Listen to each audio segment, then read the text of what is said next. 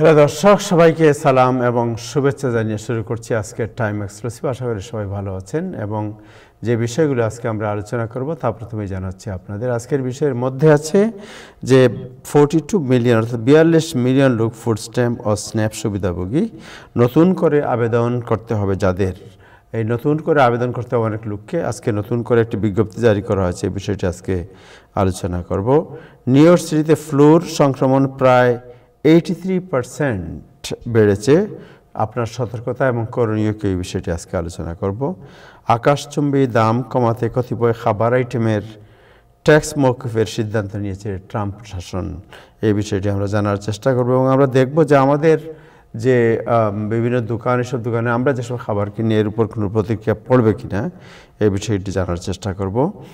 সোমবার থেকে 12 দেশের উপর, মানে আজকে তো শুক্রবার, আগামী সোমবার থেকে 12 দেশের উপর ট্রাভেল ব্যান এবং গ্রিন কার্ড সীমিত করার উদ্যোগ নিয়েছেন ট্রাম্প।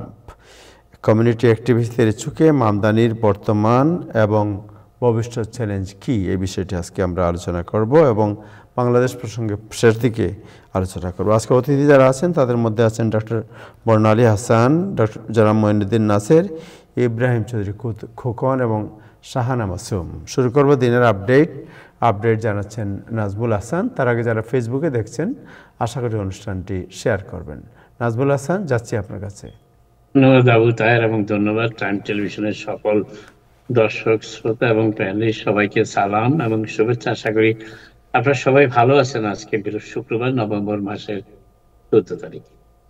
প্রেসিডেন্ট ট্রাম্পের শেষ পর্যন্ত বোধোদয় হয়েছে যে তার আরোপিত ট্যারিফের কারণে জিনিসপত্রের দাম বাড়তে শুরু করেছে এবং সেটার একটি প্রত্যক্ষ প্রভাব পড়েছে গত নভেম্বরের প্রথম সপ্তাহে অনুষ্ঠিত যুক্তরাষ্ট্রের বিভিন্ন স্টেট এবং কাউন্টির নির্বাচনে। এবং আপনারা জানেন যে ডেমোক্র্যাটদের বিজয় হয়েছে, সেখানে প্রায় সবগুলোতেই আসনে রিপাবলিকানরা খুব একটা সুবিধা করতে পারেনি এবং রিপাবলিকানদের অভ্যন্তরেই প্রেসিডেন্ট ট্রাম্পের এই ট্যারিফ আরোপের বিষয়ে বেশ জোরদার সমালোচনামূলক মন্তব্য শুরু হয়েছে এবং মেগা রিপাবলিকান যারা ছিলেন তারাও বলেছেন বাজার করতে গেলে তারাও অস্বাভাবিক মূল্য বৃদ্ধি লক্ষ্য করেছেন। তবে কিছু কিছু ফলমূল শাকসবজির উপরে মূল্যবৃদ্ধি এতটাই ঘটেছে যে চোখে পড়ার মতো। তার মধ্যে একটি হচ্ছে, আমি নাম বলি, কলা। যুক্তরাষ্ট্রে কলা খুব একটা উৎপাদিত হয় না। কলা সাধারণত ইকুয়েডর থেকে যুক্তরাষ্ট্রে সবচেয়ে বেশি কলা আসে, এরপরে মেক্সিকো এবং আরো কয়েকটি ল্যাটিন আমেরিকার দেশ থেকে কলা আসে। এবং সেই কলার উপরে প্রেসিডেন্ট ট্রাম্পের ট্যারিফ আরোপ করার পরে কলার দাম যেখানে গড়পড়তায় বাজারে 59 সেন্ট থেকে 69 সেন্ট ছিল, সেটি 89 থেকে 99 সেন্ট, $1 পর্যন্ত হয়েছে। এবং এই বিষয়টি, এই যে কলা, যে অত্যন্ত নিত্য নৈমিত্তিক সবজি, শাক, ফল, যেটাই আপনারা বলেন না কেন, ব্যাপক প্রতিক্রিয়া সৃষ্টি করেছে এবং প্রেসিডেন্ট ট্রাম্প সেটি সবশেষে বুঝতেও পেরেছেন। তিনি আজকে একটি নির্বাহী আদেশ জারি করেছেন এবং সেই নির্বাহী আদেশের মধ্যে তিনি এই সমস্ত নিত্য প্রয়োজনীয় এবং আমেরিকানরা যেগুলো প্রতিদিনই ব্যবহার করে থাকেন সেই বিভিন্ন বিভিন্ন সামগ্রীর উপরে শুল্ক প্রত্যাহার করে নিয়েছেন। এবং আরেকটি বিষয় যেটি আমরা আমেরিকানদের অত্যন্ত সবচেয়ে জনপ্রিয় পানি, যেটাকে আমরা বলি ড্রিঙ্কস, সেটি হচ্ছে কফি। এবং এই কফির মূল্য এতটাই বেড়ে গিয়েছে যে প্রেসিডেন্ট ট্রাম্প শেষ পর্যন্ত যারা আমেরিকানরা যারা কফি পান করে তাদের ক্ষোভের মুখেও পড়েছেন, তাদের তোপের মুখেও পড়েছেন। আর যদিও বেশ কয়েকটি প্রতিষ্ঠান এতদিন সেই ট্যারিফের চাপ সামলিয়ে কফির দাম অপরিবর্তিত রাখার চেষ্টা করেছে, কিন্তু তারা ক্ষুব্ধ হয়েছে, বেশ কিছু প্রতিষ্ঠান সেটি বাড়িয়েছে দাম। কিন্তু আজ থেকে প্রেসিডেন্ট ট্রাম্পের সেটি কার্যকর করা হচ্ছে ফ্রুটস, ফলমূল। যে মূল বিষয় যেগুলো আমি বলি সেটি যেগুলি কমানো হয়েছে সেটি হচ্ছে যে আহ, যেগুলির নাম বলা হচ্ছে কফি, বিফ, গরুর মাংস। আমরা যারা বিশেষ করে গরুর মাংস, যারা আপনারা জানেন আমাদের কমিউনিটিতে অত্যন্ত প্রিয় একটি মাংস, এবং গত 1 মাসে গরুর মাংসের মূল্য বৃদ্ধি পেয়েছে প্রায় 100 ভাগ। আমি 4 সপ্তাহ আগে যে গরুর মাংস দেখতাম 349 কিংবা 429, সেই গরুর মাংস এখন প্রায় $7 কাছাকাছি চলে এসেছে। এবং এটি মাত্র 5 থেকে 6 সপ্তাহের ব্যবধানে। এবং প্রেসিডেন্ট ট্রাম্প এই গরুর মাংসের ব্যাপারটাও বুঝতে পেরেছেন, দাম মূল্য বৃদ্ধির। তিনি কিছুদিন আগে আমেরিকার 4টি প্রতিষ্ঠানকে দায়ী করেছিলেন তারা কৃত্রিম উপায়ে গরুর মাংসের মূল্য বৃদ্ধি করার অভিযোগে। কিন্তু তার আরোপিত শুল্কের কারণে, শুল্কের প্রভাবেই গরুর মাংসের মূল্য কিছুটা অনেকটাই বৃদ্ধি পেয়েছে, কিছুটা না। সেটি অবশ্য আজকে তিনি তার সেই নির্ভয়া আদির জারির মাধ্যমে স্বীকার করে নিয়েছেন। গরুর আমদানি করা গরুর মাংসের উপরও ট্যারিফ বাতিল করা হয়েছে।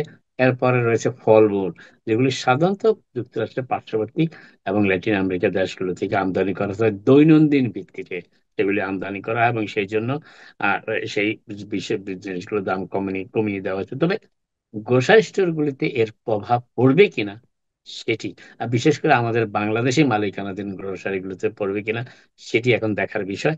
তার কারণ, যদিও বাংলাদেশি মালিকানাধীন কয়েকজন গ্রোসারি স্টোরের মালিকরা বলেছেন তারা আপ্রাণ চেষ্টা করেছেন তাদের সাধ্যমতো যে মূল্য বৃদ্ধি না করেও, কিংবা তাদের পক্ষে যতখানি ট্যারিফ আরোপের কারণে মূল্য বৃদ্ধি করছে সেটির অনেকটাই তারা নিজেরা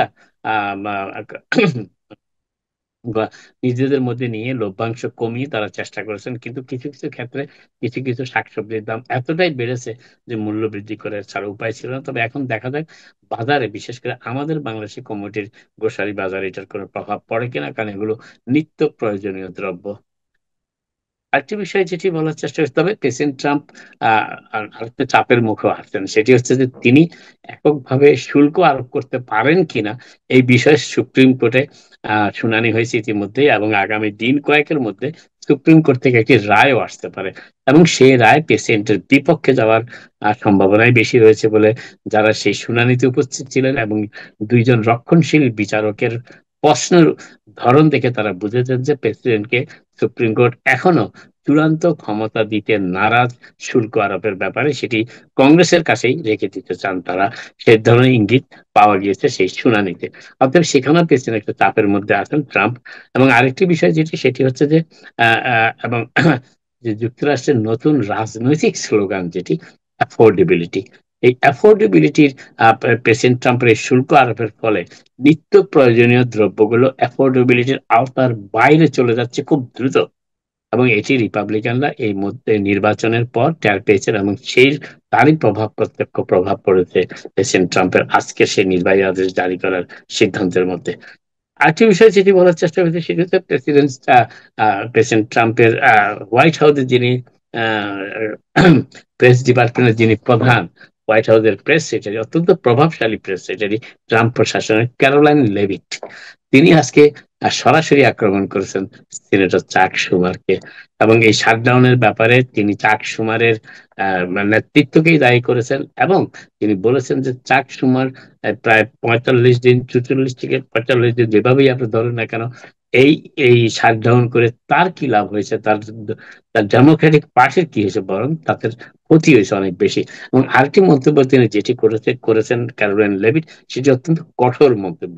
তিনি বলেছেন যে সিনেটর শুমার ধীরে ধীরে প্যালেস্টাইনিয়ান হয়ে গিয়েছেন, এবং তার পার্টি, ডেমোক্রেটিক পার্টি, কমিউনিস্ট পার্টিতে রূপান্তরিত হয়েছে, এমন মন্তব্য করেছেন ক্যারোলাইন লেভিট, হোয়াইট হাউসের প্রেস সেক্রেটারি। এই শাটডাউন প্রক্রিয়ায় ডেমোক্র্যাটদের শেষ পর্যন্ত তারা তাদের 7জন ডেমোক্র্যাট এবং একজন স্বতন্ত্র সিনেটর যখন তাদের দল ত্যাগ করে এই রিপাবলিকানদের প্রস্তাবে সমর্থন করে শাটডাউন প্রত্যাহার করে নেবার পর ক্যারোলাইন লেভিট চড়াও হয়েছেন সিনেটের এই ডেমোক্রেট দলের নেতা সিনেটর চাক শুমারের উপর। এবং তিনি ক্যারোলাইন লেভিট এমনও মন্তব্য করেছেন যে এখন সেনেটর শুমারের বিদায় ঘন্টাও বাজতে শুরু করেছে তার নিজের দলেই। আরেকটি বিষয় যেটি বলার চেষ্টা করছিলাম সেটি হচ্ছে যে এপিস্টিনের ফাইল, আপনারা জানেন যৌন নিপীড়ক অভিযুক্ত এবং দোষী সাব্যস্ত যৌন নিপীড়ক জেফরি এপিস্টিনের ফাইলটি নতুন ভাবে রাজনৈতিক বিতর্ক এবং তোলপাড়ের সৃষ্টি করেছে, হোয়াইট হাউস থেকে শুরু করে রিপাবলিকান শিবিরের যেমনটা, তেমনটি ডেমোক্রেট শিবির, এমনকি যারা এই দুই দলের বাইরে অবস্থান করেন তাদের মধ্যেও এটি ব্যাপক আলোচনার জন্ম দিয়েছে। বিশেষ করে রিপাবলিকানরা বেছে বেছে যে ফাইলগুলো প্রকাশ করেছিলেন, এর পরবর্তীতে ডেমোক্রেটরা যে ফাইলগুলো প্রকাশ করেছিল, এবং যাতে ইমেইলের মাধ্যমে, ইমেইলের চালাচালিতে, যেটাকে আমরা বলি যে জেফরি এপিস্টিন এবং তার বান্ধবী গিসলেইন ম্যাক্সওয়েলের মধ্যে যে ইমেইল চালাচালি হয়েছে, সেই ইমেইলে প্রেসিডেন্ট ট্রাম্প সহ আরো কয়েকজন যুক্তরাষ্ট্রের অত্যন্ত প্রভাবশালী রাজনৈতিক নেতা, অর্থনীতিবিদের নাম চলে আসা, এই বিষয়টি আরো জোরদার হয়েছে। এই তর্ক বিতর্ক এবং নিন্দা সমালোচনা সবকিছুই, এবং এতে প্রচন্ড চাপের মধ্যে রয়েছে হোয়াইট হাউস। হোয়াইট হাউসে সেই চাপকে পাশ কাটানোর একটি নতুন প্রক্রিয়া উদ্ভাবন করেছেন প্রেসিডেন্ট ট্রাম্প নিজে। যদিও প্রেসিডেন্ট ট্রাম্পকে এখনো আনুষ্ঠানিকভাবে এই ধরনের কোনো কর্মকাণ্ডের সাথে সম্পৃক্ত থাকার প্রমাণ সহ কোনো বক্তব্য এখনো আসেনি। তবে জেফ্রি অ্যাপস্টিনের ইমেইলে তাকে তার সম্পৃক্ত থাকার কথাটি বলা হয়েছে, কিন্তু আজ পর্যন্ত কোন নারী যারা অ্যাপস্টিনের শিবিরে ছিলেন তারা প্রেসিডেন্ট ট্রাম্পের সাথে সময় কাটিয়েছেন এমন কোনো মন্তব্য তারা করেননি, কিংবা গিসলেন ম্যাক্সওয়েলও কোনো বক্তব্য দেননি যে প্রেসিডেন্ট ট্রাম্পের সাথে অ্যাপস্টিন শিবিরের কোনো নারী বা যৌন কর্মীর সাথে সম্পর্ক ছিল কিংবা তিনি তাদের সাথে সময় কাটিয়েছেন। যাই হোক, কিন্তু যে বিষয় প্রেসিডেন্ট ট্রাম্প আজকে উল্লেখ করেছেন এই বিষয়টাকে, বিতর্কটাকে অন্যদিকে প্রবাহিত করার জন্য, সেটি হচ্ছে যে তিনি বলেছেন যে যে সমস্ত ডেমোক্র্যাট নেতার নাম এসেছে এই অ্যাপস্টিনের ফাইলে এবং অ্যাপস্টিনের ইমেইলে তাদের তদন্ত করা হোক, এবং তাদের মধ্যে তিনি সবার আগে নাম বলেছেন সাবেক প্রেসিডেন্ট বিল ক্লিন্টনের, এবং এর পরবর্তীতে তিনি ল্যারি সোমার, যিনি অর্থনীতিবিদ ডেমোক্র্যাট দলের সমর্থক, এবং আরো একজন ডেমোক্র্যাট দলের ডেমোক্র্যাট দল অত্যন্ত অর্থের যোগানদাতা রেইড হফম্যানের নামও তিনি বলেছেন প্রেসিডেন্ট ট্রাম্প, যে এদের বিরুদ্ধে তদন্ত করা হোক, এদের সাথে জেফ্রি অ্যাপস্টিনের সম্পর্কটা কি পর্যায়ে ছিল। তিনি প্রেসিডেন্ট ট্রাম্প আরো অভিযোগ করেছেন যে ডেমোক্র্যাটরা তাকে তার নাস্তানাবুদ করার জন্য কিংবা তাকে হেনস্থা করার জন্য অহেতুক বারবারই এই অ্যাপস্টিনের ফাইলগুলো টেনে আনছে জনসমক্ষে।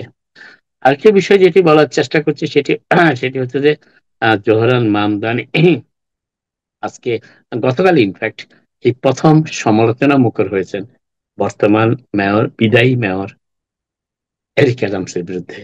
কারণ এরিক অ্যাডামস গতকাল এমন একটি পদক্ষেপ গ্রহণ করেছেন যে পদক্ষেপের মাধ্যমে জোহরান মামদানি নিউ ইয়র্ক শহরে আরো অনেক অ্যাফোর্ডেবল বাসস্থান নির্মাণের যে পরিকল্পনা করেছিলেন তাতে বাধা দেওয়ার প্রয়াস বলে উল্লেখ করেছেন জোহরান মামদানি মেয়র এরিক অ্যাডামসের সেই প্রস্তাব, সেই উদ্যোগকে। গতকাল এরিক অ্যাডামসের প্রশাসন থেকে জানানো হয়েছে যে ম্যানহাটনের একটি এলাকাকে তিনি পার্ক হিসাবে ঘোষণা করছেন, এবং এই পার্ক হিসেবে ঘোষণা করার ফলে যেহেতু এটি সিটির মালিকানাধীন জমি, অতএব এই জমিতে আর অ্যাফোর্ডেবল হাউস নির্মাণ করা সম্ভব হবে না। যেখানে হয়তো মেয়র মামদানি ভেবেছিলেন এবং এই এই পার্কে অ্যাফোর্ডেবল হাউস নির্মাণ করা যায় এমন প্রস্তাব প্রথমে তুলেছিলেন স্বয়ং মেয়র এরিক অ্যাডামস।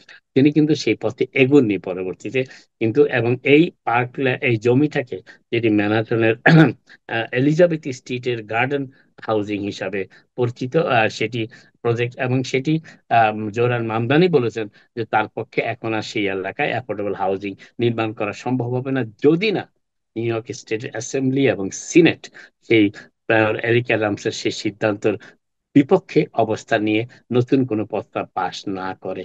অতএব এই জন্য মেয়র এরিক অ্যাডামসের তীব্র সমালোচনা করেছেন তিনি। এই প্রথম মেয়র এরিক অ্যাডামসের বিরুদ্ধে সমালোচনা মুখর হয়েছেন, যদিও এতদিন তার সাথে একযোগে ট্রানজিশন পর্ব পর্যন্ত কাজ করার প্রত্যয় ব্যক্ত করেছিলেন জোহরান মামদানি, কিন্তু মেয়র এরিক অ্যাডামসের সেই সিদ্ধান্তের ফলে যে একটি পার্কে একটি খালি জমি, যেটি জমি পড়েছিল সেটিকে পার্ক ঘোষণা করার সিদ্ধান্তের বিরুদ্ধে তিনি প্রতিবাদ মুখর হয়েছেন।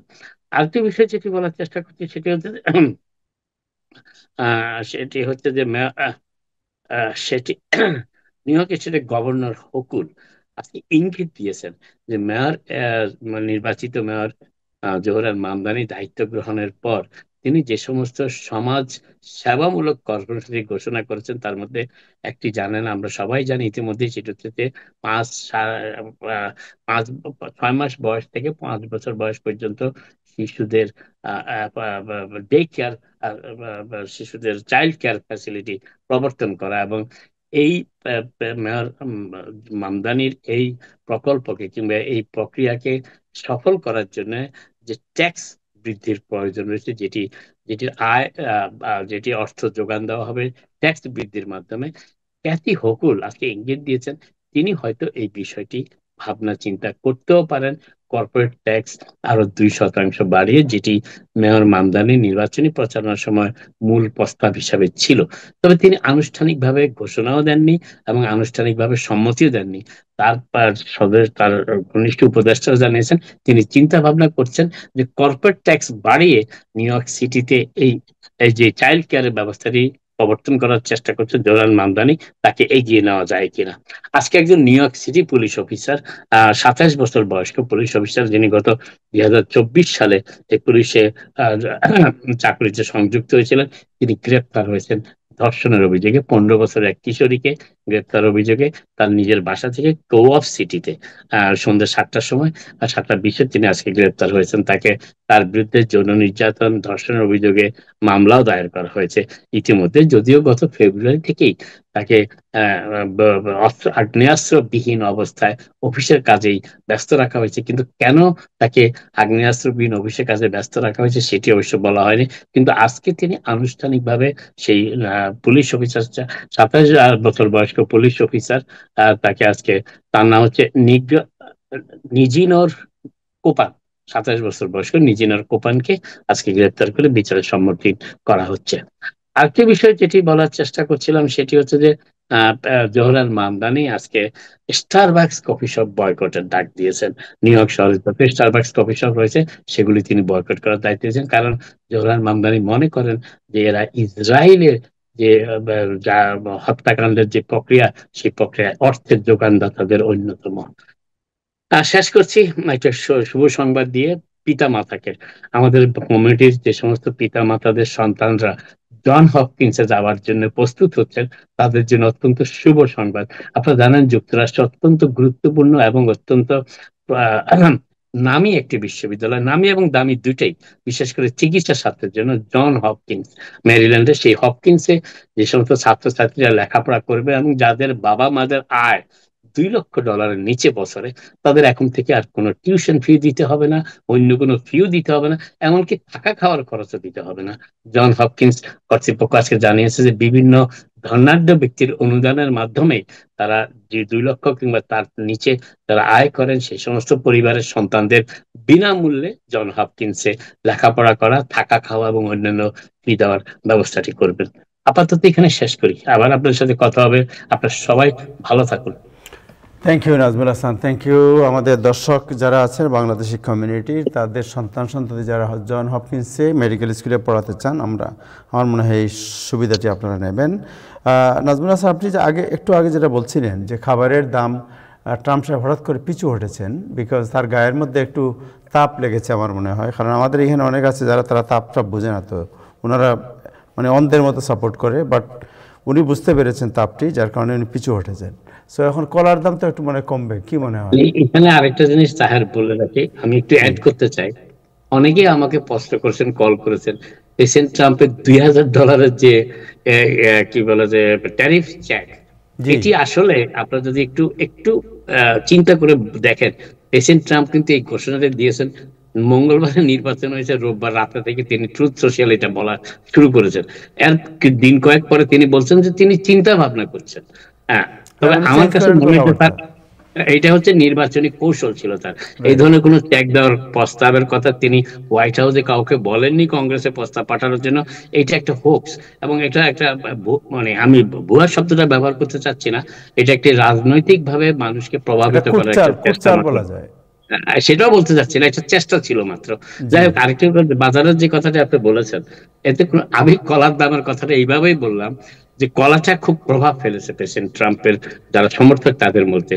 এরা অনেকে হয়তো বেশি করে কলা খান, আমি জানি না আমাদের কমিউনিটিতে যারা ট্রাম্পের সমর্থক আছেন তারা কলা খান কিনা বেশি করে। কলার দামটাই সবার আগে এসেছে এই মূল্যবৃদ্ধির মধ্যে। এবং আরেকটি বিষয় যেটি শাকসবজির দাম, আপনারা জানেন যে আমেরিকাতে নতুন এটা খাওয়ার ট্রেন্ড সৃষ্টি হয়েছে। ডাক্তার অবশ্য বলবেন এই কথাটি, নিউট্রিশনিস্টরা বলবেন, অনেক মানুষ এখন শাক খাওয়া শুরু করেছেন, কাঁচা শাকসবজি খাওয়া শুরু করেছেন। এই শাকসবজিগুলোর বেশিরভাগই আসে আমাদের পার্শ্ববর্তী মেক্সিকো থেকে আরো অন্যান্য কয়েকটি দেশ থেকে। সেই ট্যারিফ আরোপের ফলে প্রত্যেকটা শাকসবজির দাম 70 থেকে 100% বেড়েছে। এটি প্রচন্ড চাপ সৃষ্টি করেছে নিম্ন মধ্যবিত্ত পরিবারে, এবং শেষ পর্যন্ত প্রেসিডেন্ট ট্রাম্প এটি বুঝতে পেরেছে। আর কফির দাম তো এখন আপনি জানেন যে আমরা যখন প্রথম আমেরিকা আসছিলাম তখন আমার মনে আছে যে লং আইল্যান্ড সিটিতে একটা কফি শপ ছিল, এখানে 30 সেন্টে আমরা কফি নিতাম পার কাপ। এখন আসলে দাম ছিল 29 সেন্টস, রাইট। সো এখন এদিকে $3.5 এক কাপ কফি কিনতে হয়ে গিয়ে আপনার। তখন আপনি তখন আপনাকে বেতন দেওয়া হইতো $4.5 পার আওয়ার, আর এখন আপনি $20 নিচে কাজ করেন না। মানে আপনি না মানে যে কোনো শ্রমিক তো খালি একদিকে খালি হিসাব করলে তো হবে না। আর ডোনাল্ড ট্রাম্পের মতো একজন নেতা জনগণের সুবিধা অসুবিধা দেখে তার কর্মকৌশল নির্ধারণ করেন, এটা একজন প্রকৃত নেতার কাজ। জনগণের দুঃখ বুঝে দ্রুত এই বিষয়ে একটা সমাধানে এগিয়ে আসা। এবং এই যে 2000 টাকা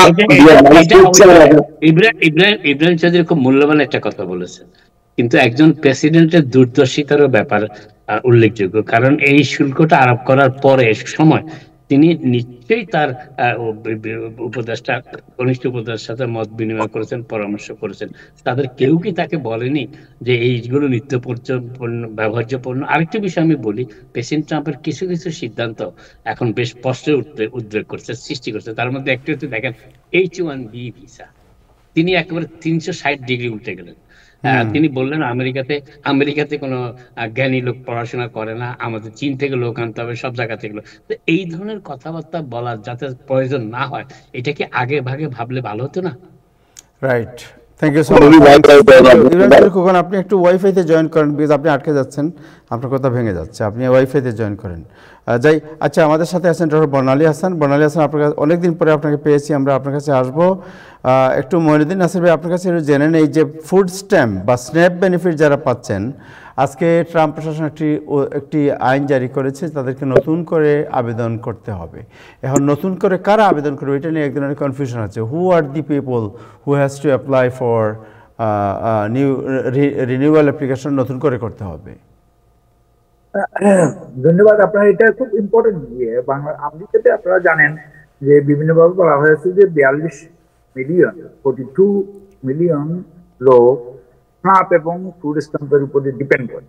আপনার এইবার গতকাল আপনার মানে যুক্তরাষ্ট্রের ডিপার্টমেন্ট অফ এগ্রিকালচারের মানে যিনি ব্রুকলিন, তিনি করেছে যে এই যারা ফুড স্ট্যাম্প গ্রহণ করে তাদের থেকে আপনার করা হবে, যে রিঅ্যাপ্লাই করতে হবে। কারণ তাদের 29টি রেড স্টেটে যখন তদন্ত করে দেখা গেছে যে 1,46,000 লোক মৃত এবং পুরুষ মহিলা মৃত, তারা ফুড স্ট্যাম্পের চেক নিয়ে যাচ্ছে। এবং গত সপ্তাহে এক সপ্তাহের মধ্যে 120 জন লোককে মাত্র গ্রেপ্তার, যেখানে 42 মিলিয়ন লোক ফুড স্ট্যাম্প নেয় ফ্রডের জন্য তাদের তদন্ত করে পেয়েছে 120 সিস্টেম লসের ভিতরে পড়ে। আরেকটা হচ্ছে যে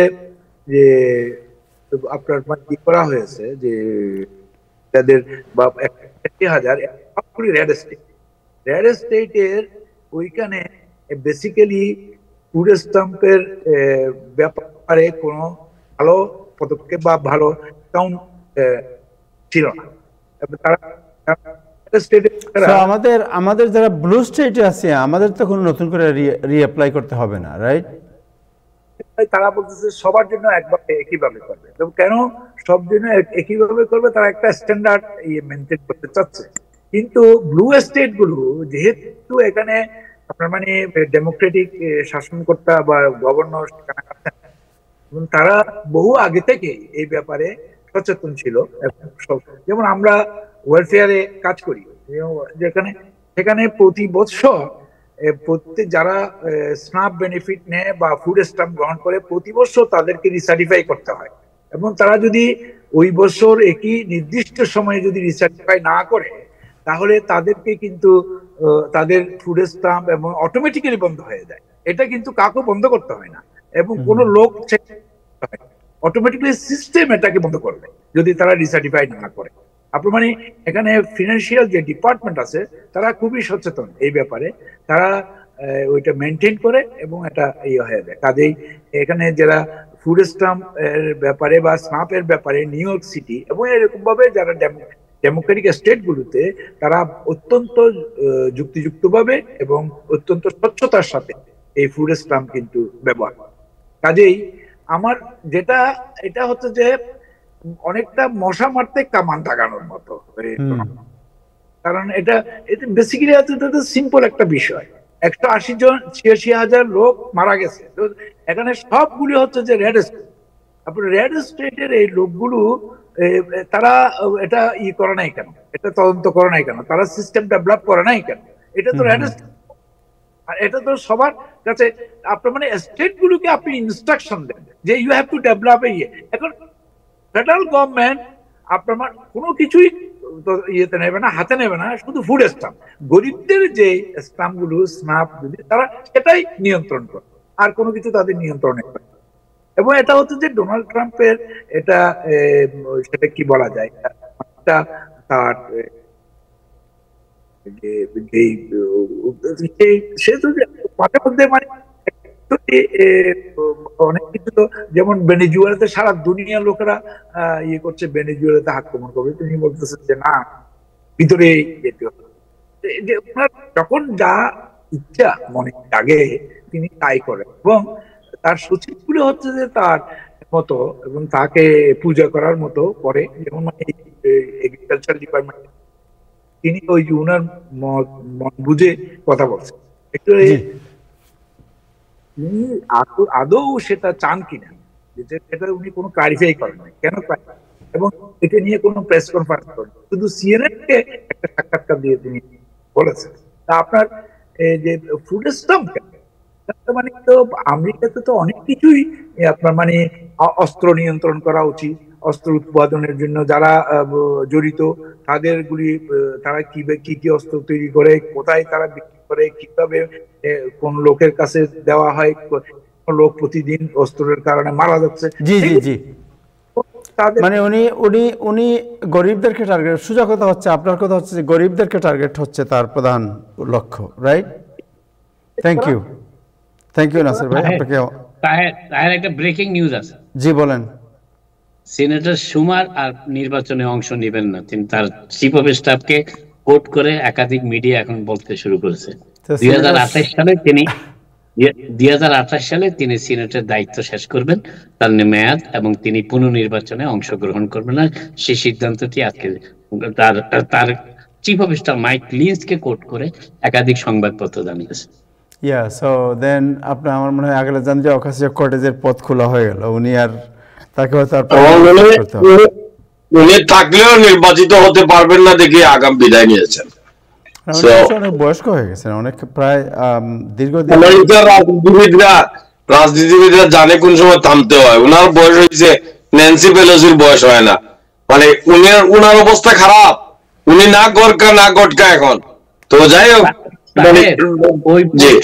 ওই পোস্টার জন্য কিন্তু হাকিম জেফরিসও candidate. Right. So Hakeem Jeffrey and Alexandria Ocasio both is candidate, and it could be the face. They are coming in the ring face to face. এবং জোহরান মামদানিকে হাকিম জেফরিসের এন্ডোর্স করার অন্যতম ইন্টারনাল কারণ ছিল আরেকটা, ওইটাই। জোহরান মামদানি কিন্তু সিনেটে কন্টেস্ট করতে পারে। আরেকটা জিনিস হচ্ছে যে আমাদের ইব্রাহিম চৌধুরী খোকন ভাই তিনি যে বললেন ন্যান্সি পেলোসিও কিন্তু নির্বাচনে নেক্সট টাইম অংশগ্রহণ করবেন না, উনি অলরেডি ঘোষণা না, উনি রিটায়ার, উনি না করে দিয়েছে অলরেডি। হ্যাঁ, উনি রিটায়ারমেন্টের আরো এক মাইল দূরে আছে, একটু বেশ কম আছে, দুইজনের টাইমলাইনে বেশ কম আছে। উনি করবেন না, পেলোসি করবে না 2026-এ, আর শুমার করবে না 2028-এ, যে বছর প্রেসিডেন্ট নির্বাচন অনুষ্ঠিত হবে। Right, thank you so much, thanks. আমরা আরো অনেক কথা শুনবো। যাই ডক্টর বর্ণালী হাসান, আপনার কাছে একটু কি অবস্থায়? ফ্লু প্রায় 83% স্পাইক করেছে নিউ ইয়র্ক সিটিতে। বর্ণালী হাসান, আপনি জানেন শীত পড়া শুরু হয়েছে এবং আপনার ফ্লু বাড়া শুরু হয়েছে। So what is year suggestion being a doctors, যে আমাদের কি করা উচিত, কিভাবে আমরা অ্যাভয়েড করতে পারি, কারো ফ্লু হলে কি করা উচিত? আসসালামু আলাইকুম, আমার কথা শোনা যাচ্ছে? রাইট? জি, শুনতে পাচ্ছি। জি, আসসালামু আলাইকুম সবাইকে, আর স্পেশালি টাইম টেলিভিশন এবং তাদের কলাকুশল, এবং আমাদের তাহের ভাইকে ধন্যবাদ, আর আমার সাথে আজকে যারা প্যানেলিস্ট আছেন সবাইকে ধন্যবাদ, আর দর্শক যারা আছেন তাদেরকেও ধন্যবাদ জানাচ্ছি। তা আমার কথা হচ্ছে যে ফ্লু ভ্যাকসিনটা হচ্ছে আমাদের এখনকার বিষয়টা, ফ্লুটা হচ্ছে কি যে ফিভার, চিল হয়, সোর থ্রট হয়, তারপরে কফ হয়, কফ কাশি, অনেক সময় বমির লাগে, এইটা হচ্ছে ফ্লু। তো ফ্লুটা মনে হয় যে সামান্য কিছু ফ্লু, আমরা একটা ওষুধ খাই চলে যাবে। আসলে কিন্তু ফ্লুর কিন্তু অনেক কমপ্লিকেশন থাকে, যেমন নিউমোনিয়া হয়ে যেতে পারে, সেখানে ব্রঙ্কাইটিস হতে পারে, সাইনোসাইটিস হতে পারে, ইয়ার ইনফেকশন হতে, এগুলো সব কমপ্লিকেশনস। আর ফ্লুটাকে হালকাভাবে নেওয়া উচিত না, কারণ যখন কোনো মানুষের ফ্লু হয়, এবং স্পেশালি যারা ইনফ্যান্ট, ইয়াং অ্যাডাল্টস, ছোট বাচ্চা 65 এর বেশি, যাদের কোমরবিড হেলথ কন্ডিশন আছে, যেরকম যাদের স্টেন্ট আছে, করোনারি আর্টারি ডিজিজ আছে, ডায়াবেটিস, তাদের জন্য ইমিউনিটিটা কম থাকে, তাদের জন্য এটা কিন্তু বিরাট আকারে আসে, তাদের মৃত্যু হারটা তখন বেড়ে যায়। আর ফ্লুতে হাজার হাজার মানুষ মারা যায়, এটা মনে রাখতে হবে, থাউজেন্ডস মারা যায়। এবং দেখা গেছে যে গত 1 বছরে 240টা বাচ্চা মারা গেছে, পিডিয়াট্রিক বাচ্চারা। সুতরাং এটা ফ্লুটাকে আর কি হেলাফেলা করা যাবে না। আবার এই ইয়ারটায় এইমাত্র তো তাহের ভাই বললেন যে ফ্লুটা 83% ইনফ্লুয়েঞ্জার হারটা বেড়ে গেছে 83%, এবং 67% বাড়ছে আর রেসপিরেটরি সিনসেশাল আরেকটা ভাইরাসের।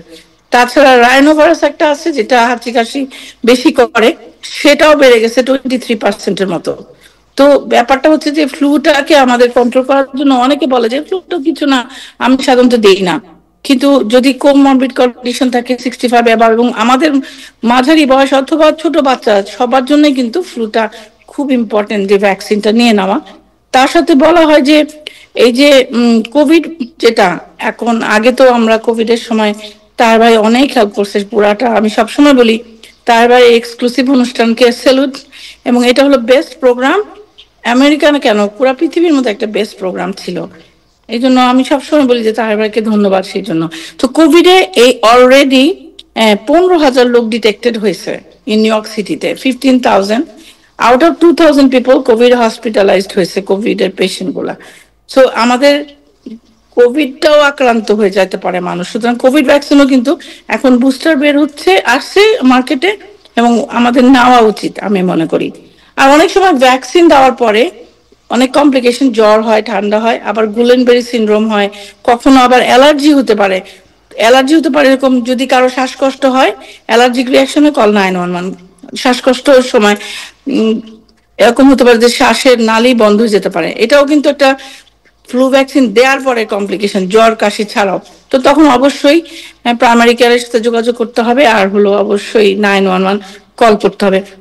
তার একটা ইম্পর্টেন্ট মজার জিনিস আমি জানতাম না, আমি না এখনই জানছি রিসেন্টলি, ভ্যাকসিন দিয়ে যদি কোনো কারো ইনজিওর্ড হয়, কারো কমপ্লিকেশন হয়, তারা কিন্তু কম্পেনসেশন পায় নিউ ইয়র্ক সিটি বা ইউনাইটেড স্টেটে।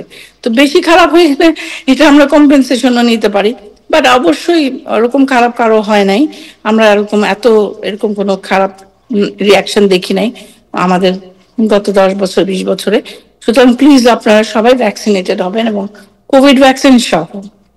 Thank you so much, thank you. যদি কারো কোনো ইমার্জেন্সি হয়, তো আপনি তো primary care, so what is the way people can reach you?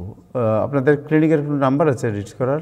হ্যাঁ, আমার তো সেল নাম্বারটা আসলে আমি একটু পাবলিক করে দিয়েছিলাম, আমার নাম্বারটা দিতে পারি 9179301170। এটা আমার সব পেশেন্টের কাছে অবশ্য আছে, আর এখন তো বললাম। জি, thank you so much, thanks. আপনাকে অনেক ধন্যবাদ। ডক্টর বর্ণালী আহসান আমাদের সাথে যুক্ত হয়েছিলেন। শাহানা মাসুম, আপনাকে অনেক ধন্যবাদ জানাচ্ছি। বাট একটু আগে জেনে নিই, ট্রাম্প সাহেব আরেকটা বড় ধরনের নিউজের আপনার জন্ম দিয়েছেন, যে প্রায় অনেকগুলো দেশকে তিনি ট্রাভেল ব্যানের আওতায় এনেছেন এবং তাদের ভিসাও সীমিত করার উদ্যোগ নিয়েছেন। আগামী সোমবার থেকে এটা কার্যকর হবে। ইব্রাহিম সিদ্দিক একটু বলবেন যে কোন কোন দেশ এবং কিভাবে তারা, কেন তাদেরকে ট্রাভেল ব্যানের আওতায় আনা হলো, এবং ভিসাও তাদের সীমিত করা হবে। Exactly what is the news? Exactly নিউজটা হচ্ছে যে সমস্ত দেশের উপর ট্রাভেল ব্যান ইতিমধ্যে আরোপ করা হয়েছে, এই সমস্ত দেশের তালিকা আমরা জানি। আফ্রিকার কয়েকটা দেশ, আমাদের আশেপাশে যেগুলো দেশ আছে তার মধ্যে হচ্ছে যে মিয়ানমার বা বার্মা, সিরিয়া, গানা, এই সমস্ত, ভেনেজুয়েলা, আফগানিস্তান, হ্যাঁ আফগানিস্তান আছে। এখন এগুলোর কারণ হচ্ছে যে মানে যখন ট্রাভেল ব্যান ইস্যু করা হয়, তার কারণটা দেওয়া হয়েছিল যে ওই দেশের বেটিং সিস্টেম গুলা, যে সমস্ত সিস্টেমে পরীক্ষা নিরীক্ষা করে ভিসা দেওয়া হয়, পদ্ধতিগুলো খুব আপডেট না।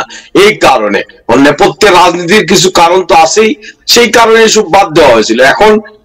এখন একটা গোপন নথিতে আজকে যেটা নিউ ইয়র্ক টাইমস যেটা নিউজ করেছে যে এটা শুধুমাত্র দেওয়া হয়েছিল ট্রাভেল ব্যান, কিন্তু ইতিমধ্যে এর আগেই যারা এই সমস্ত দেশ থেকে এসেছেন তারা একটা নির্দিষ্ট মেয়াদে আমেরিকা থাকার পর গ্রিন কার্ড পাবেন বা নাগরিকত্ব পাবেন, ওই বিষয়ে কোনো এফেক্ট আসবে কিনা তখন বলা হয় নাই।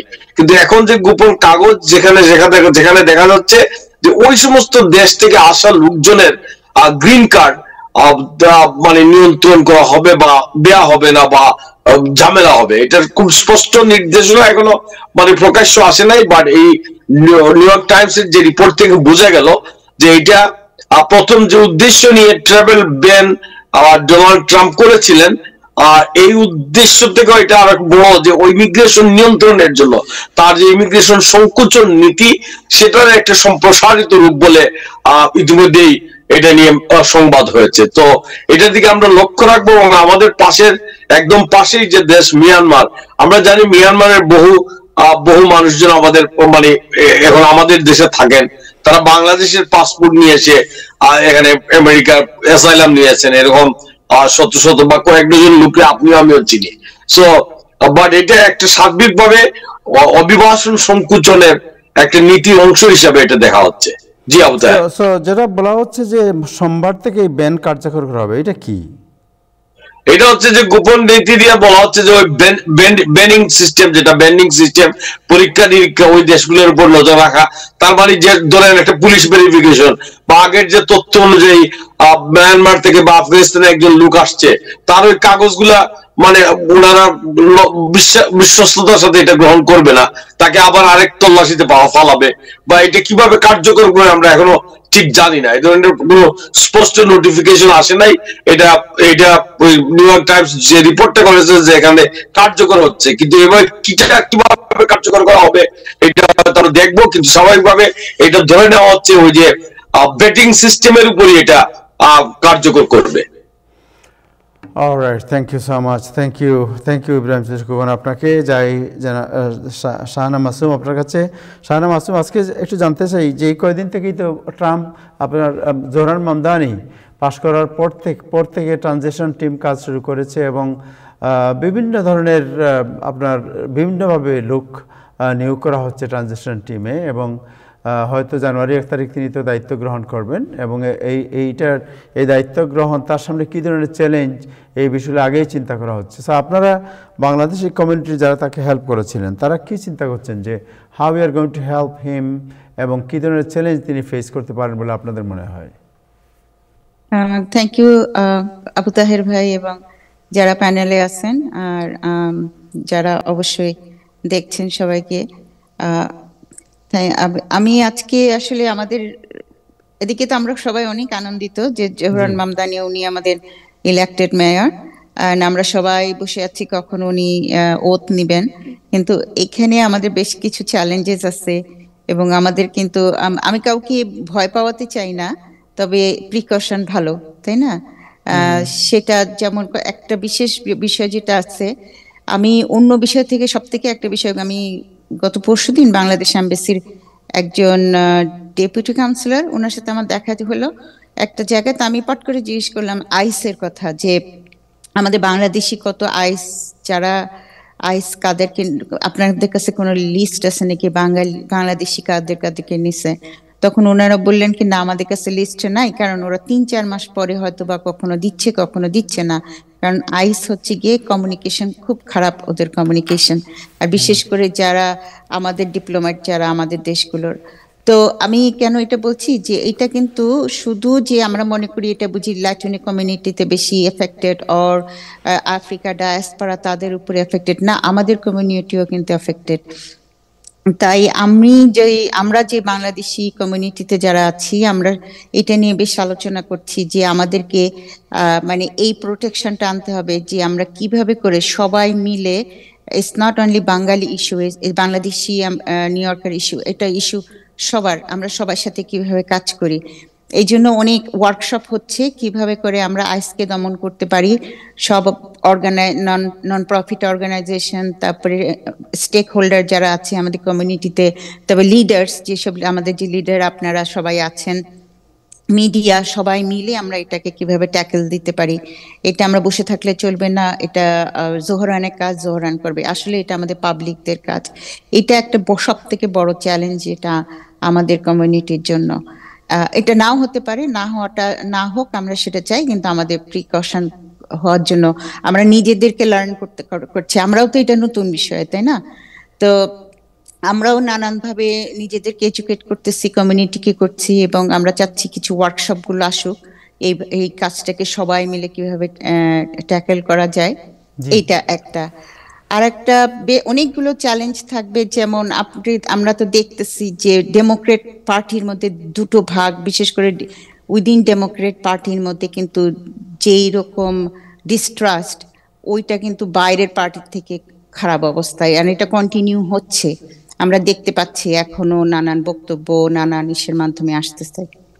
বাট আমাদেরকে ওই দিকটাকে খেয়াল রাখতে হবে যে আমাদের এক্সপেকটেশনটা প্রথম 4 বছরে বা প্রথম 2 বছরে এত বেশি না রাখা, কিন্তু কারণ এত কিছু করতে পারবে না কেন, তাকে কিন্তু জোহরানকে কিন্তু করতে হবে, ক্লিন আপ করতে হবে আগে। সে যদি ওইটা ঠিক মতো না করতে পারে, তার ট্রানজিশন টিম সেইভাবে যদি ওই যে আপনার কোয়ালিফাইড অ্যান্ড ট্রাস্টেড পিপল যদি না নিতে পারে, বা ওইটা যদি ওদের কাজ করতে অনেক কঠিন হবে। আমি জাস্ট পরশুদিন আমাদের একজন কমিশনারের সাথে কথা বলছিলাম, তো উনি আমাকে সব থেকে বললো যে I am praying for those transition team, কারণ অলরেডি সেদিনে 50,000 প্লাস রেজিউমে তারা রিসিভ করছে। এগুলো তো তারা 1 by 1 যাবে। আমরা মনে করি কি ওখান থেকে হয়তো কয়েকটা পিক আপ করবে, অ্যাকচুয়ালি তা না, they have to go, every single resume has been dropped on that website. তো এইরকম অনেকগুলো চ্যালেঞ্জ আমাদের আসবে এবং এগুলো আমরা ফেস করবো। তা এটার জন্য সব থেকে বেশি দরকার হচ্ছে কি আমাদের ওপেন মাইন্ড হয়ে লার্ন করতে হবে, শিখতে হবে, বুঝতে হবে যে কোনটা কিভাবে যাচ্ছে, আবার খেয়ালও করতে হবে যেন আমরা ঠিক মতন যেন আমাদের যেটা পাওয়ার সেটা যেন আমরা পাই। আবার এক্সপেকটেশনটা এই প্রথম 2 বছর এত বেশি না রাখা, কারণ এটা কিন্তু ট্রানজিশন টিম কিন্তু প্রথম 1 বছরের জন্য না, ট্রানজিশন টিম কিন্তু অনেকদিন যায়। আমি নিজেও ট্রানজিশন টিমে ছিলাম, স্পিকার মাইক ভ্যাবরেটর, এবং আমার মনে আছে আমরা প্রায় 2.5 বছর ধরে আমরা জব দিচ্ছিলাম শেষে এবং শেষের দিকে একটু সুবিধা হয়, তখন অনেকে হয়তো বা জব ছেড়ে চলে যেতে তারা বাধ্য হয়, নতুন অ্যাডমিনিস্ট্রেশনে তারা খাপ খাওয়াতে পারে না, নানানভাবে তাদেরকে করা হয়, তারা অ্যাপয়েন্টিস থাকে, তো অ্যাপয়েন্টিসদেরকে তো বাদ দেওয়াটা সোজা হয়। তো এরকম করে একটু আমাদেরকে ধৈর্য ধরে কাজগুলো আমাদেরকে আগে মানে হেল্প করতে হবে এই জোহরানের ট্রানজিশনকে। Thank you so much. Thank you. জি ইব্রাহিম শরীফুল, প্লিজ।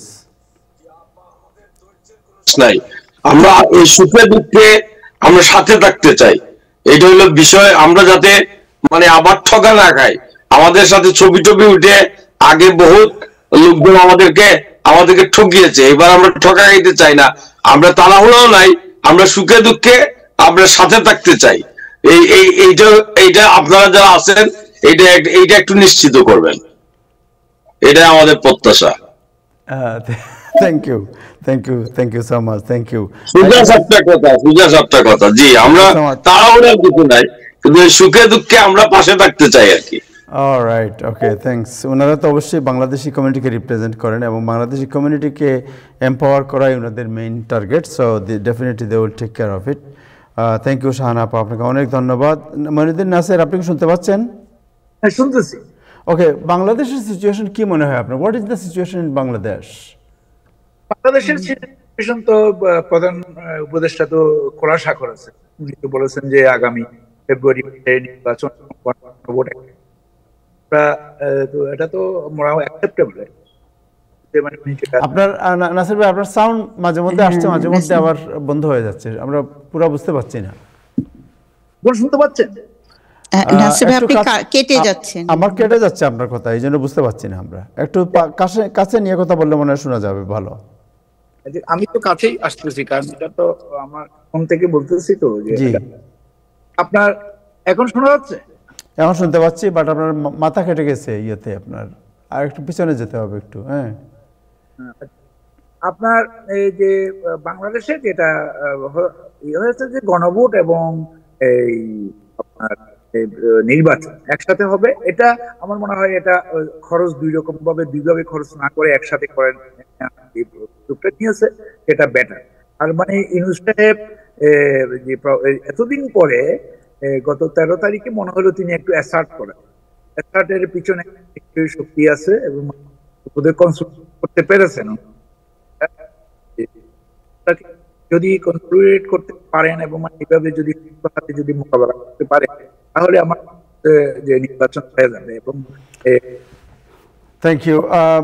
আপনার কথা ভেঙে যাচ্ছিল বারবার। আচ্ছা, যেটা আপনি গত পরশুদিন বলছিলেন যে আওয়ামী লীগের যে লকডাউন কর্মসূচি ছিল, আপনি বলছিলেন যে ওই 13 তারিখের পর থেকে তাদেরকে আর দেখা যাবে না। What do you think? তো 13 তারিখেই তো দেখা যায়। ও 13 তারিখেই দেখা দেয় নাই তারা? 13 তারিখেই দেখা দেয়নি। আপনার মানে আগামী 17 তারিখে আপনার মানে বিচারের রায় হবে 3 জনের। আপনার মানে আমার মনে হয় যে বিচারের রায়ের পরে আরো দেখা যাবে না। এটা বাংলাদেশের মধ্যে এদের যারা যা করেছে এখনো পর্যন্ত তারা অনুশোচনা হয়নি যে এতগুলি লোক মারা হয়েছে, এতগুলো লোক মরে গেছে, যে পরের শিশু পর্যন্ত মারা গেছে। মানে তারপরেও তাদের কোনো বিবেচনা নেই যে আমরা একটা অন্যায় করেছি বা আমরা ভুল করেছি। এটা তাদের বিচার হওয়া উচিত। এবং এদেরকে যেটা বলা হয় আমাদের কথা ভাষায় সামারি বিচার হওয়া উচিত। এবং মানে তারা সামারি বিচার করে এদেরকে আপনার মানে চিরতরে এদেরকে না হলেও এদের অ্যাটিটিউডকে কবরস্থ করা, আর না হলে বাংলাদেশ কোনো সময় এগোবে না। Thank you so much. Ibrahim চিরকুকন, হোয়াট ইজ ইউর অ্যানালাইসিস? আমার মানে আমি তো এই নাসের ভাইয়ের সাথে তাল মিলিয়ে বলতে পারলে খুশি হইতাম, কিন্তু এটা বলা যাবে না। আপনি কতজন আওয়ামী লীগের মারবেন, কতজনের অ্যাটিটিউডকে হত্যা করবেন? কোন আওয়ামী লীগ তো অনুশোচনা করতেছে না। সুতরাং আওয়ামী লীগের স্টোরি এই 17 তারিখের রায়ের মধ্য দিয়ে শেষ হবে না। এটা নির্ভর করবে আওয়ামী লীগকে যারা বিদায় করেছেন তাদের মধ্যে ঐক্যটা যত দুর্বল হবে, আওয়ামী লীগ তত সবল হয়ে বাংলাদেশের রাজনীতিতে ফিরে আসার চেষ্টা করবে। সেটা কি অনুশোচনা নিয়ে আসবে? আমাদের রাজনীতিতে অনুশোচনা নিয়ে রাজনীতিতে ফিরে আসার কোন উদাহরণ নাই। আওয়ামী লীগও তার ব্যতিক্রম না। আওয়ামী লীগ কৌশল করে, লড়াই করে, এনার্কি করে যেভাবে হোক ফিরে আসার চেষ্টা করবে। এটা 17 তারিখ হোক আর 27 তারিখ হোক। এবং আওয়ামী লীগের পিছনে অস্ত্র আছে, আওয়ামী লীগের পিছনে প্রতিবেশী আছে, আওয়ামী লীগের পিছনে সংখ্যাগরিষ্ঠ সংখ্যালঘুদের একটা সমর্থন আছে, ভারত আছে। সুতরাং আওয়ামী লীগকে একদম মানে এই অবস্থায় রেখে একটা নিরুপদ্রব বাংলাদেশের স্বপ্ন আমরা নিকট ভবিষ্যতে দেখতে পারি না। যেই মুহূর্তে আমরা এখনো দেখতে পাচ্ছি না যে আওয়ামী লীগের বিরুদ্ধে যারা, তারা সবাই একটা ইস্পাত কঠিন মানে ঐক্যবদ্ধ ভাবে দেশটাকে নিয়ে চলার মধ্যে একটা ঐক্যমতে তারা পৌঁছেছেন কিনা, এই ব্যাপারে তো কোনো সুস্পষ্ট বাস্তবতা বিরাজ করতেছে না। সুতরাং বাংলাদেশ একটা অনিশ্চয়তার কবলে আছে। আমি জানি নাসের ভাই 72 সাল থেকে মায়ের খেতে খেতে আমাদেরও তো চামড়া এখনো মানে এই রক্ষী বাহিনী নির্যাতনের দাগ মুছে নাই। কিন্তু সেই সমস্ত রাগ অনুরাগ বাদ দিয়েও আমরা যদি মনে করি যে বাংলাদেশের পরিস্থিতি তো ভালো হয় নাই এবং নিকট ভবিষ্যতে একটা শান্তিপূর্ণ বাংলাদেশ আমরা দেখতে পারবো, এর ব্যাপারে কতটা পদক্ষেপ নেওয়া হলো এই বিষয়ে তো আমি নিশ্চিত না। করি না মানে আপনি মানে খুব অত্যন্ত চমৎকার ভাবে বলেছেন যে অনুশোচনা তো আওয়ামী লীগ করছে না। যতদিন অনুশোচনা করবে না ততদিন আওয়ামী লীগকে পিটানো হবে। যতদিন অনুশোচনা করবে না ততদিন, এখন আর পিছনে হটার কোনো রাস্তা নেই। 1400 লোক, 14,000 লোক আপনার মানে যে রাস্তায় শহীদ হয়েছে, অকাতরে জীবন দিয়েছে। এখানে আমি বলবো না যে তারা সবাই ভালো, আমি বলবো না যে বিএনপি ভালো, বলবো যে এনসিপি ভালো, আমি বলবো না যে আপনার আমি কারো কথা বলছি না। যারা এই দেশের মানুষের জীবন নিয়ে খেলেছে, যারা এই দেশের মানুষের অর্থ আত্মসাৎ করেছে, যারা উন্নয়নের নামে দিয়ে অর্থ কেলেঙ্কারি করার পরেও দোষ স্বীকার করে নাই, তাদের বিচার হতে হবে। এবং অনেকে যেমন আমাদের ফখরুল ইসলাম, যে মির্জা ফখরুল ইসলাম বলতেছেন যে আমি আওয়ামী লীগকে মাফ করে দেবো। তুমি বেটা কে, হু ইউ আর, যে তুমি মাফ করে দেবা? আমার ছেলের বুক খালি করেছো, আমার বুক খালি করেছো, আর তিনি মাফ করে দেবেন? তারও বিচার হবে, এই ফখরুল ইসলামের বিচার হবে বাংলাদেশের মাটি। আপনার মানে শুধু আওয়ামী লীগের, ভারত মার্কা বিএনপিদেরও বিচার হবে, কারণ বাংলাদেশের মানুষ ভারতকে পছন্দ করে না। আপনি যেটা বলেছেন যে অস্ত্র আছে, তাদেরই আছে অস্ত্র, আওয়ামী লীগের বিরোধী যারা তাদেরও আছে, যারা পুরো বিশ্বটাকে তাদের প্রতিবেশী বানিয়েছে তারাও কিন্তু আপনার অস্ত্র নিয়ে সেখানে বসে আছে। কাজে এই মনে করেন না যে ভারতের শুধু অস্ত্র, ভারত তাজিকিস্তান থেকে একটা করেছিল, ফিরিয়ে আনতে হয়েছে সবকিছু। প্রমাণী গত রাশিয়া এবং চীন বলেছে যে তাজিকিস্তানকে তোমরা ভারতের ঘাঁটি এখান থেকে গুটিয়ে ফেলতে হয়েছে বলার সাথে আপনার মানে বাংলাদেশেও যদি কেউ যদি যাইয়া বলে রাশিয়া বা চীন যে এখান থেকে হাত গুটাও ভারত, তাহলে ভারত কি বসে থাকবে? আবার তার ভারত কি রাশিয়া, চীন, আমেরিকা এদের সাথে যুদ্ধ করবে? সেই কথা ভুলে যান। বিশ্ব এখন অনেক কিছু আপনার মানে ট্রাম্প এবং বাইডেনের বাংলাদেশ নিয়ে, ট্রাম্প এবং বাইডেনের নীতিতে কোনো পরিবর্তন বা কোনো ব্যতিক্রম হয় নাই। বাইডেন যে আগিয়েছে, ট্রাম্পও আগাচ্ছে। কারণ কি, বাংলাদেশের পেন্টাগনের অবস্থান, পেন্টাগনের চিন্তা, পেন্টাগনের অত্যন্ত, কারণ তারাই আন্দোলনটা, গত জুলাইয়ের আন্দোলনটা তারাই সেটা একটা পরিণতিতে নিয়ে যাবে। কাজে এত সহজ নয়। এটা যেভাবে আওয়ামী লীগ মনে করছে যে ওনারা আপনার মানে করবে, সেটা ইম্পসিবল ব্যাপার। আঘাত আপনার মানে দেখেন না, গণভোট গিলতে হলো বিএনপিকে, গণভোট নিতে হলো বিএনপি গণভোট। কারণ কি, কারণটা হচ্ছে যে বিএনপি কে বলে দেওয়া হয়েছে না নিলে তোমাদের খবর আছে, দ্যাট ইজ দি থিং। আর এই জন্য ফখরুল ইসলামের বিচার হবে, সালাউদ্দিনেরও বিচার হবে। সালাউদ্দিন, তুমি 5ই আগস্টের আগে বাংলাদেশে আসো নাই কেন? তুমি তো চোর, তুমি ছাচ্ছ, তুমি হচ্ছে যে ভারতের দালাল। তুমি এখানে বাংলাদেশে এসে তুমি যে ফটর করতেছো, তোমারও বিচার হবে, চিন্তা করো না। এস এম আলমেরও যেমন বিচার হবে, এস আলমেরও যেমন বিচার হবে, তোমারও বিচার হবে। এবং ইউনূস সাহেব যদি সালাউদ্দিনের ছেলের সাথে বিয়ে আবার বাংলাদেশের মানুষের বিরুদ্ধে কাজ করে, ইউনূস সাহেবেরও বিচার হবে বাংলাদেশের। আমি আপনারা বলে রাখলাম। Thank you so much, thank you. আর আমার মনে হয় সময় শেষ হলো। আপা, এনিথিং এলস আপনি অ্যাড করতে চান আমাদের কমিউনিটির এই যে new York city administration, new York city politics, future politics, anything else আপনি অ্যাড করতে চান? আমি একটা মানে এটা একটা আমাদের জন্য খুব খুশির ব্যাপার যে জারা রাহিম, মাত্র 35 ইয়ার্স, আমাদের Bangladeshi background, Bangladeshi American, okay add করছে। এবং আমি ওর সম্বন্ধে কিছুটা আমার কাজ করার সুবিধা হয়েছিল কয়েকটা ক্যাম্পেইনের সাথে আমি যখন কাজ করছি তখন। তো আলহামদুলিল্লাহ এটা একটা আমাদের খুব খুশির খবর। আমরা অভিনন্দন জানাই বাংলাদেশি নিউ ইয়র্কার কমিউনিটির কাছ থেকে যে ওর মতন একজন মানে মানে কি বলবো, স্মার্ট, তারপরে স্কিলফুল, আর এরকম একজনকে যে জোহরানের অ্যাডভাইজার হিসেবে নিচ্ছে, এটা আসলে আমাদের জন্য খুবই গর্বের। আসলে আমি খুবই খুশি হয়েছি, কারণ এটা আমাদের বাংলাদেশিদের জন্য আমি সত্যি আমরা একটু অপেক্ষা করছিলাম যে আমাদের কমিউনিটির কেউ আসে কিনা। তারপরে আলহামদুলিল্লাহ এটা দেখে খুবই ভালো লাগছে। তারপরে লীনা খান, উনিও কিন্তু বেশ খুবই তুখোর মানুষ, সে কিন্তু আমাদের কমিউনিটির সম্বন্ধে, এবং উনি যখন বাইডেনের অ্যাডমিনিস্ট্রেশনের সাথে কাজ করছে এবং তার সাথে আমাদের বাংলাদেশি কয়েকজন ইয়াং জেনারেশন কাজ করতো, তো সেই হিসাবে ওরা তার সাথে খুবই ভালো সম্পর্ক এবং তার সম্বন্ধে অনেক ভালো তারা হাইলি মানে অ্যাপ্রিসিয়েট করছে। এবং she is not gonna play around, খুবই স্ট্রিক্ট, কিন্তু আবার মানে কমিউনিটির যারা আন্ডার প্রিভিলেজ পিপলের জন্য সে সবসময় কাজ করে আসছে এবং খুব সফট পারসন ওই দিকটায়।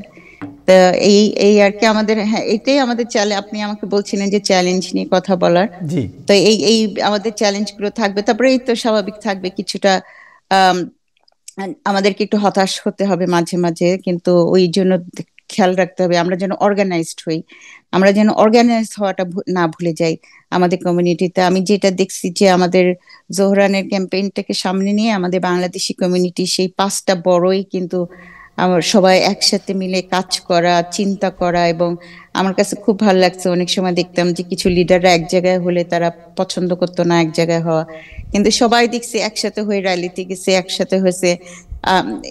হয়তো নিজেদের মধ্যে হয়তো দূরত্ব আছে মনের দিক থেকে বা আইডিওলজির দিক থেকে দূরত্ব থাকতে পারে, কিন্তু সবাই কিন্তু একসাথে মিলে কাজ করছে। আসলে আমাদের এইভাবে কাজ করা উচিত। আর আমরা যদি এইভাবে সবাই মিলে ইউনাইটেড হয়ে কাজটা করতে পারি, আমরা যারা বাংলাদেশি নিউ ইয়র্কার আছি, ইনশাল্লাহ আমরা খুবই ভালো করব। এবং আমাদের এই কাজটা কিন্তু আমাদের নেক্সট জেনারেশন যারা তারাও কিন্তু খুব ভালোভাবে নিচ্ছে। এবং আমি আশা করি যে সামনে আমাদের বাংলাদেশি নিউ ইয়র্কারও এরাও নানান পজিশনে তারা আসবে। শুধু কোনো ইলেক্টেড পজিশনের জন্য তারা রান করবে না, সব ধরনের আপনার যেখানে পলিসি মেকিং হয় সেখানে যাবে, যেখানে আমাদের স্ট্রেংথ দরকার সেসব জায়গায় তারা যাবে। এবং আমরা যেন তাদেরকে আগায় দেই, তা আগায় দিতে পারলে আমার সহযোগিতা করি, ইনশাল্লাহ we have a good future in New York City. Thank you so much. Thank you Ibrahim Siddique Khokon আপনাকে, thank you Shahana Masum, and thank you জনাব মঈনুদ্দিন নাসির আপনাকে। দর্শক, আজকে এ পর্যন্তই, আগামীকাল আবার দেখা হবে। সবাই ভালো থাকবেন, খুদা হাফেজ।